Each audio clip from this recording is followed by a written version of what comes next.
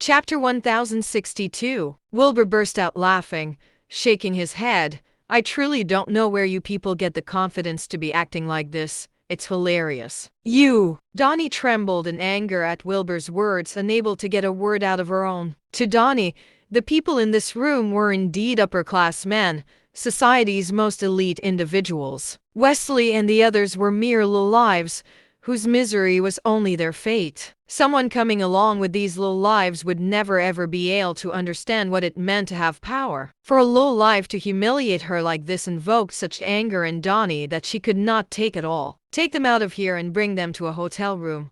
I'm going to have a good chat with them once this is over. Donnie fumed, her gaze murderous as she barked out orders at her bodyguards. Just then, Vale Yoma of Yoma Corp., Laurent Marshall of Marshall Corp., and Chancey Weber of Weber Corp. Had gotten on the stage and were currently in the middle of taking pictures with Hugh and January. The reporters could hardly take out their cameras quickly enough, snapping away at the stage and lighting it up with blinding flashes. Just then, however, Wilbur got to his feet and began to clap enthusiastically. The entire room had been silent then, staring at the five men taking photos on stage while waiting for their turn to join. Wilbur's applause seemed a little out of place. The crowd turned around in conclusion, and all eyes were on Wilbur's face at once. Donnie saw this and hurried to stop the bodyguards. It seemed a little inappropriate to drag someone out by force at a time like this. Vale's photo session with the others was also thus interrupted, and everyone on stage frowned at Wilbur. They did not seem to know this guy. Just then, Wilbur barked out a laugh as he shook his head at the people on stage. A bunch of bloodsuckers you are. I can't believe you had the nerve to set all of this up. It's making me cringe. Don't you people have an ounce of shame at all? The crowd burst into murmurs at once, staring at Wilbur as they talked amongst themselves. How dare this man say something like that at an event like this?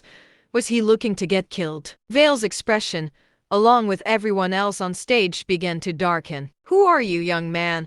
Which company are you from? Do you even know what you're saying here? Vale was the first to speak up. Wilbur smiled. I'm not from any company. I'm just here to avenge Wesley Miller's family. Wesley Miller?